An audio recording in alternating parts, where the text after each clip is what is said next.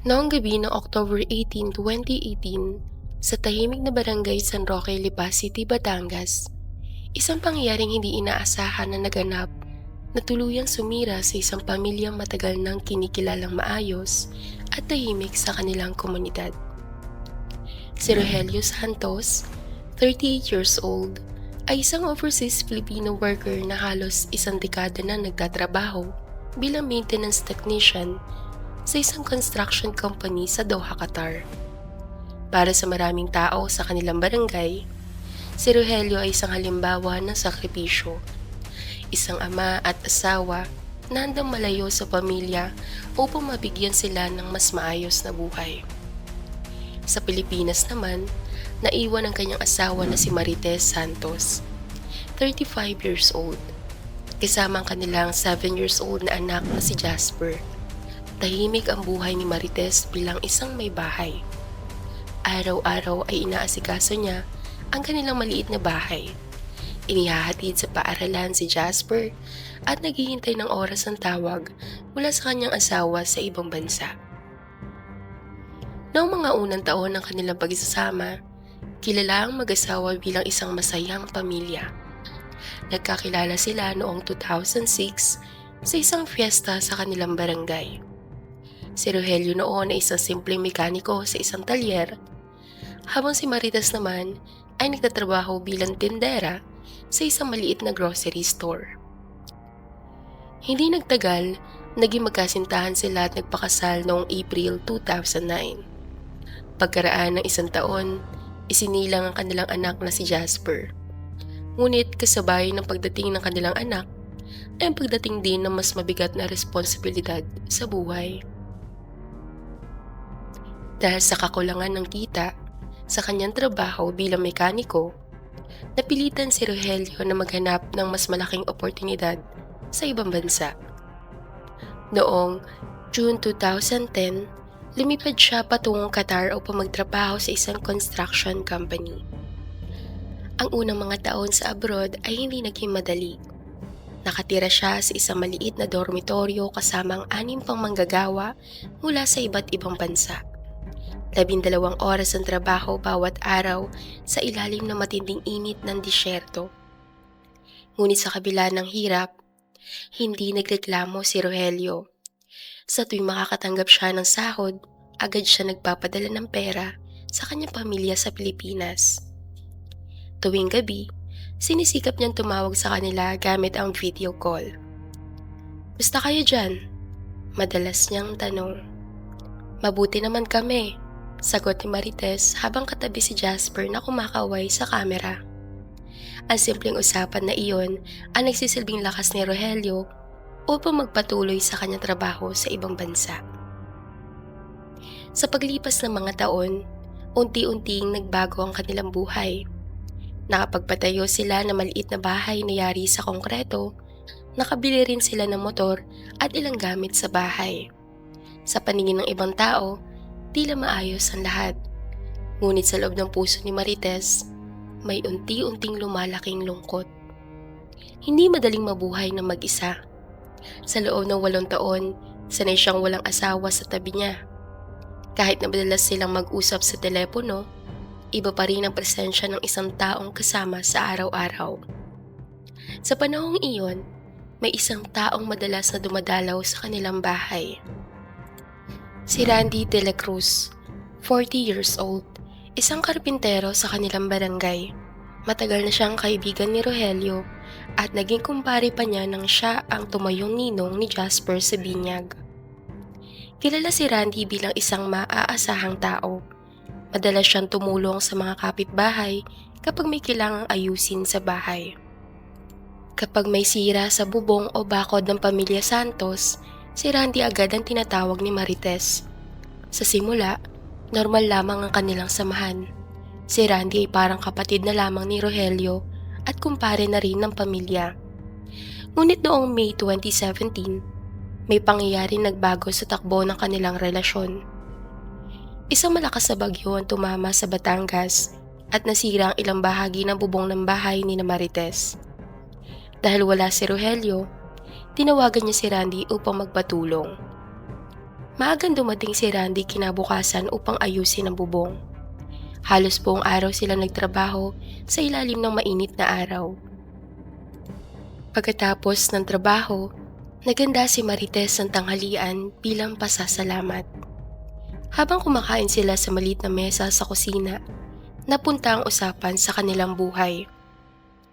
Ang hirap din pala na mag-isa, mahina niyang sabi. Napatingin si Randy sa kanya. Ganun talaga kapag OFW ang asawa, sagot nito. Sa sandaling iyon, tila may koneksyon silang naramdaman na hindi pa nila naramdaman dati.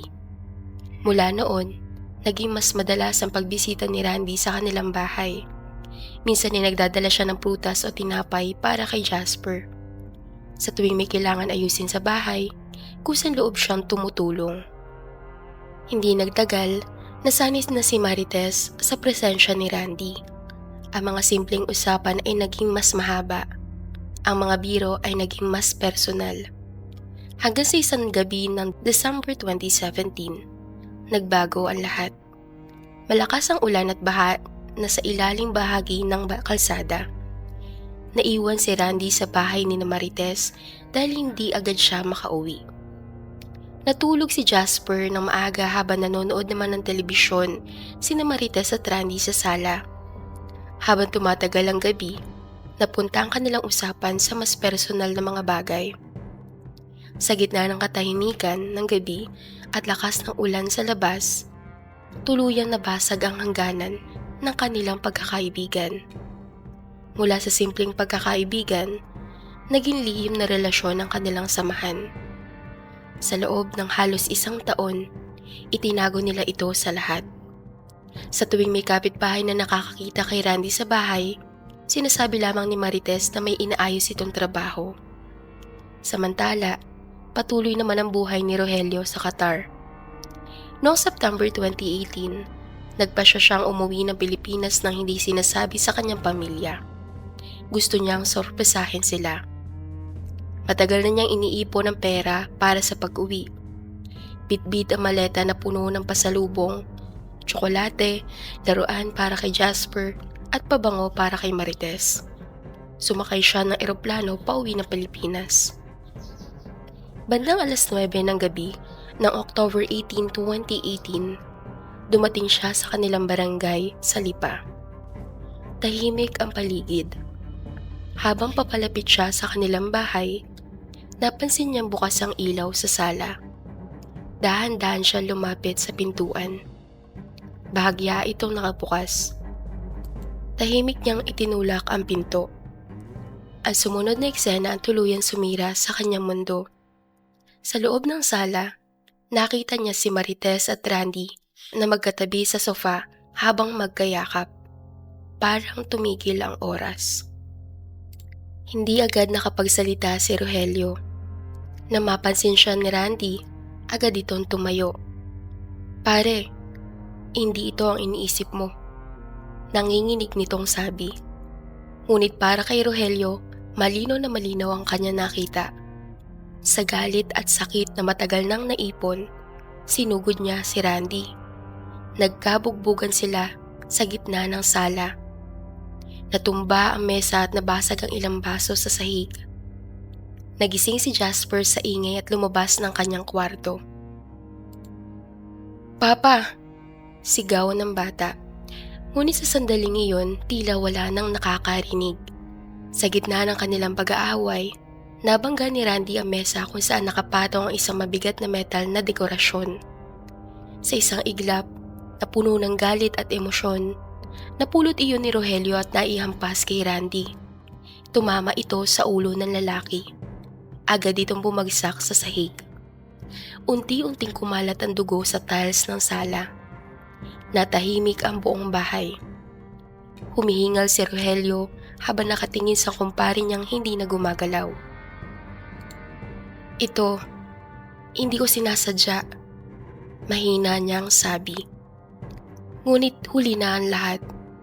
Ilang minuto lamang ang lumipas ay nagsimulang magtipon ng mga kapitbahay matapos marinig ang sigawan. May tumawag ng pulis. Pagdating ng mga otoridad, Natagpuan nila si Randy na wala ng buhay. Si Rogelio naman inakaupo lamang sa sahig habang hawak ang kanyang ulo. Hindi siya tumakas. Tahimik siyang sumuko sa mga pulis. Sumunod na araw, nagsimula ang investigasyon ng pulisya. Inimbestigahan ang pinangyarihan ng krimen at kinunan ng pahayag ang mga kapitbahay. Ayon sa ulat ng pulisya, malino na nangyari ang insidente dahil sa matinding emosyon matapos matuklasan ni Rogelio ang lihim na relasyon ng kanyang asawa at kumpare. Isinampa ang kasong homicide laban kay Rogelio. Ang balita ay mabilis na kumalat sa buong barangay. Marami ang nagulat. Para sa karamihan, si Rogelio ay isang mabuting tao na nagsasakripisyo para sa kanyang pamilya. Samantala, si Marites ay halos hindi na lumabas ng bahay matapos ang insidente. Kinain siya ng matinding pagsisisi. Hindi niya inakala na ang lihim nilang relasyon ay hahantong sa isang trahedyong ganitong kalit.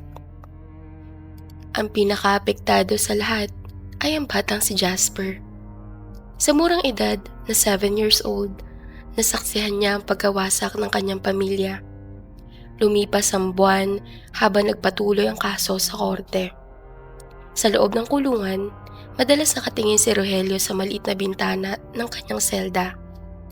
Iniisip niya kung paano nagbago ang lahat sa isang iglap. Ang mga pangarap na matagal niyang pinaghirapan ay nawala dahil sa isang sandali ng galit. Samantala, sa labas ng kulungan, pilit namang binubuo ni Marites ang natitirang buhay para sa kanyang anak. Ngunit sa bawat araw na lumilipas, dala-dala pa rin nilang lahat ang bigat ng gabing iyon. Isang lihim na relasyon, isang sandali ng galit, at isang trahedyang tuluyang nagbago sa buhay ng 3 tao.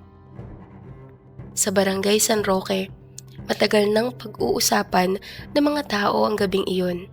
Ang gabing nagpaalala kung gaano kadaling masira ang isang pamilya kapag nasira ang tiwala.